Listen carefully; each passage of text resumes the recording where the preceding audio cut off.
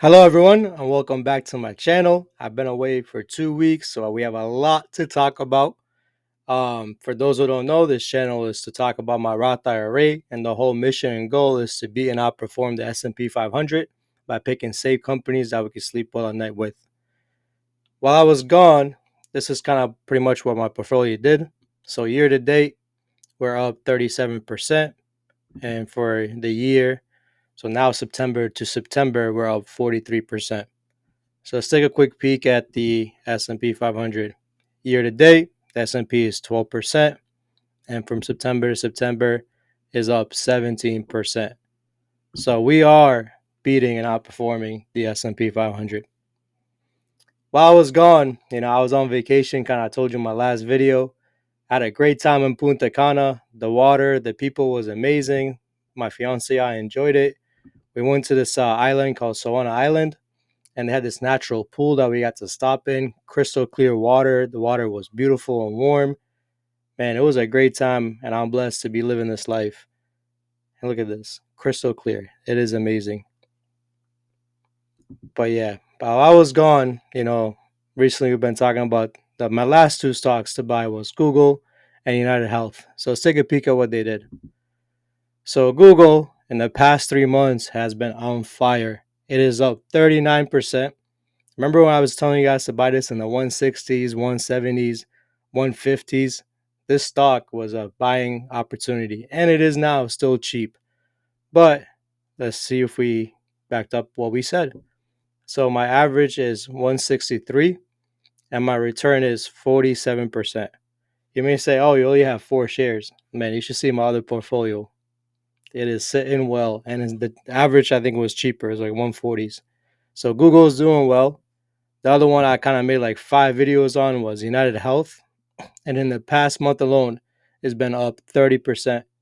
We made videos about United Health long before we even knew Warren Buffett was in it. And we kept dollar cost averaging to our average was 277. We are up already 27% on this company.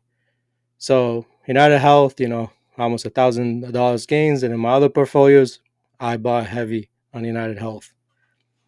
So I also started buying a new stock, and I kind of want to explain to you why I did and what was the reasoning behind it. So recently we've been talking a lot about AI and how the AI boom was going crazy. Everyone's buying these NVIDIA chips, the GPUs and everything like that.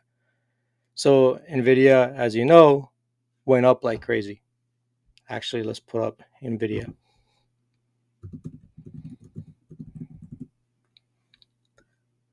So NVIDIA stock, as you know, was in the 20s in 2021, and now 177. So in the past 5 years, it's been up 1,000%. So the chips, people wanted it because there's a use for these chips, a use for these GPUs, and we started seeing kind of hints of what's going on. We started seeing with companies like Palantir. Palantir in the past year has been up 381% in the past year from September to September. Crazy numbers, and we start seeing it recently with Oracle. Oracle in the past year alone is up 80%, and we had a major spike recently when we found out that OpenAI is going to be contracting Oracle with $350 billion. So the trend is we're starting to see people buying these GPUs competing with each other to buy NVIDIA's GPUs and paying insane amount of monies for these GPUs. Why? It's because they believe the software they can build on these GPUs will start to make them a lot more money. With that being said, now we're starting to see the next wave was the chip companies. Now is going to be the AI software names. Companies like Google, companies like Amazon. As we can see here, Google has been going up like crazy. So has it been Amazon. And the company I recently been buying has been lagging that. And that company is Salesforce. So Salesforce, it peaked over here in the 350s, 360s. But you could buy it pretty much for the same price. You could have bought it in 2020 at 242. Right now, Salesforce is in the 242s as well. So this company's relatively been flat. And people will start saying, okay, what's wrong with Salesforce? The thing is, I looked at the numbers, look at the annual numbers, it's only going up.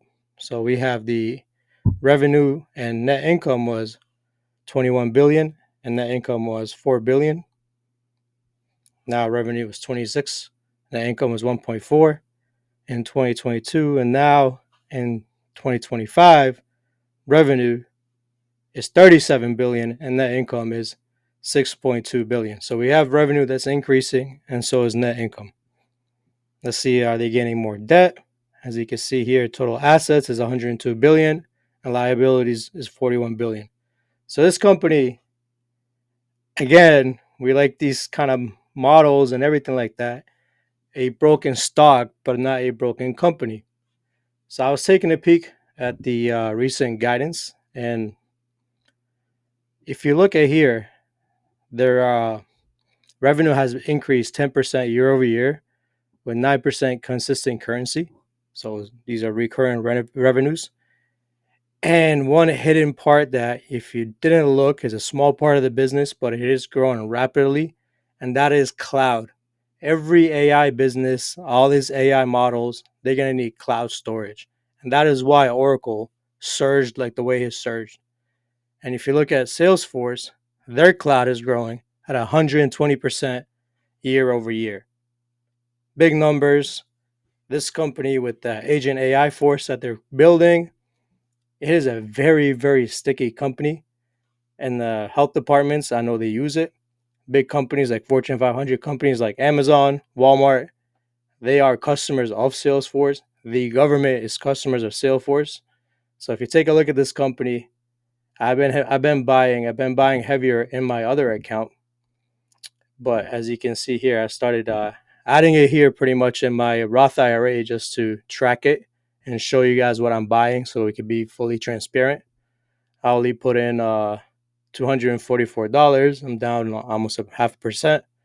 But this company I will be buying heavily of. And I think we're going to have a good opportunity, kind of like when we talked about United Health, a broken stock, but not a broken company. I hope you enjoyed this video, and I'll see you on the next one. I have 2 stocks that I'm looking at, but I want to do more research first, and I will share it with you. So, peace.